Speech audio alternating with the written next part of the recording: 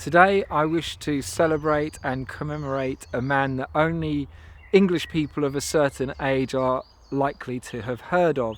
His name was Fred Dibnah, and he was a steeplejack. That is to say, someone who serviced enormous chimneys that were the outpouring of the Industrial Revolution. And it was, I suppose, a steeplejack's job originally to both build and then service these chimneys, and then as we ceased to have use for them, it became Fred Dibnah's job to destroy them. And it was something that he dearly loved to do. There are beautiful pictures of him, there's probably one on the thumbnail here, of him with a wonderful smile on his face, having just taken down this enormous chimney.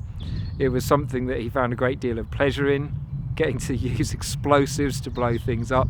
And he was a man who became a real character of British television. There were television programs that followed him in the course of his work, and that's how I first came to learn of him.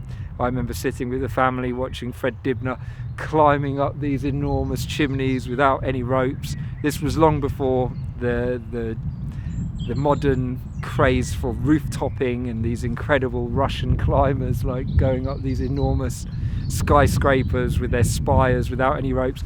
Fred Dibnah was doing this back in the 70s with a fag in his mouth, climbing up these huge ladders, working on these chimneys and then blowing them up. Who wouldn't love that? I think there were fathers and sons glued to the television around the country. He had such a joyful, playful attitude to his work. It was just intoxicating to watch.